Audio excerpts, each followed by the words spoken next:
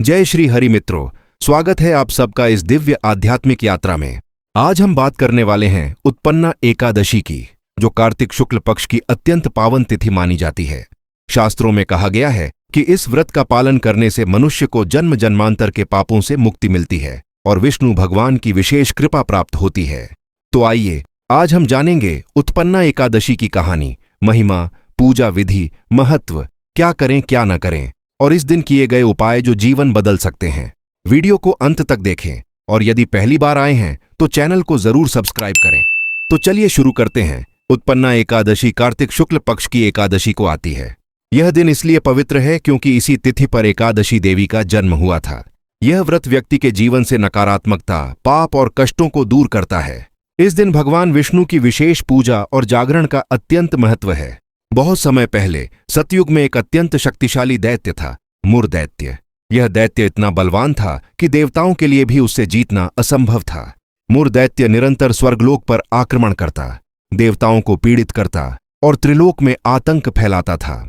देवता भयभीत होकर भगवान विष्णु के पास पहुंचे और बोले, प्रभु, मुर दैत्य अत्याचार कर रहा है, कृपया हमारी रक्षा करें। भगवान विष्णु मुस्कुराए और बोले, देवों, चिंता मत करो। अधर्म कितना ही बड़ा क्यों न हो, धर्म की विजय निश्चित है। मैं स्वयं उसका अंत करूंगा।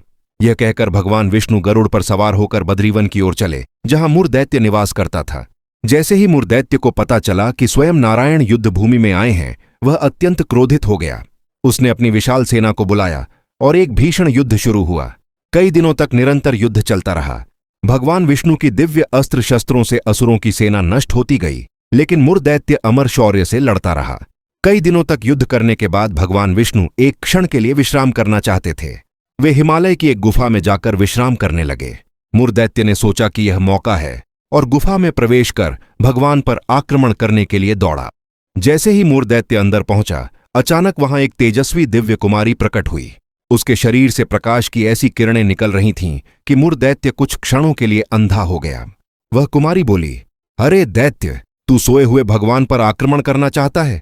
पहले मेरा सामना कर। क्रोधित मुर दैत्य ने उस कुमारी पर प्रहार किया, लेकिन वह तेजस्वी कन्या उसके हर वार को विफल कर देती थी। एक भयंकर युद्ध हुआ और अंत में उस दिव्य कन्या ने मुर दैत्य का वध कर दिया। भगवान विष्णु जागे और कुमारी को सामने देखकर प्रसन्न हो गए।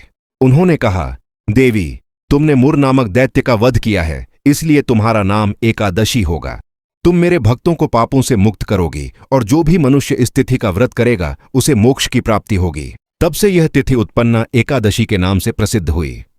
शास्त्रों के अनुसार एकादशी व्रत करने से 1000 अश्वमेध यज्ञ और 100 राजसूय यज्ञ के फल के बराबर पुण्य मिलता है।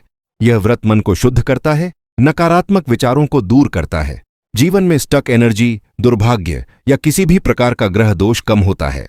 भगवान विष्णु की कृपा मनुष्य पर स्थायी रूप से बनी रहती है। मोक्ष का मार्ग सुगम होता है। सुबह जल्दी उठें, स्नान करें और साफ पीले या सफेद वस्त्र पहनें। भगवान विष्णु की प्रतिमा या फोटो सामने रखें। तुलसी जल, अक्षत, धूप, दीप और पीले पुष्प अर्पित करें। एवं नमो भगवते वासुदेवाय मंत्र का जाप करें। व्रत का संकल्प लें, मैं भगवान विष्णु को प्रसन्न करने के लिए एकादशी व्रत का पालन कर रही हूं। दिन भर फलाहार करें या निर्जला रहें, ये आपकी क्षमता पर निर्भर है। रात में जागरण का भी विशेष महत्व है। अगले दिन पारण के समय ही व्रत खोलें। मित्रों, उत्पन्ना एकादशी केवल एक व्रत नहीं, बल्कि आत्मा की शुद्धि का एक शक्तिशाली साधन है। जो भी इस व्रत को श्रद्धा से करता है, उसके जीवन में सुख, शांति और समृद्धि बढ़ती है। यदि आपको यह पूरी कथा और जानकारी पसंद आई हो तो इस वीडियो को लाइक और शेयर करें। कमेंट में जय श्री हरि लिखकर अपनी भक्ति का भाव प्रकट करें। हम फिर मिलेंगे एक नई दिव्य कथा के साथ। जय श्री हरि।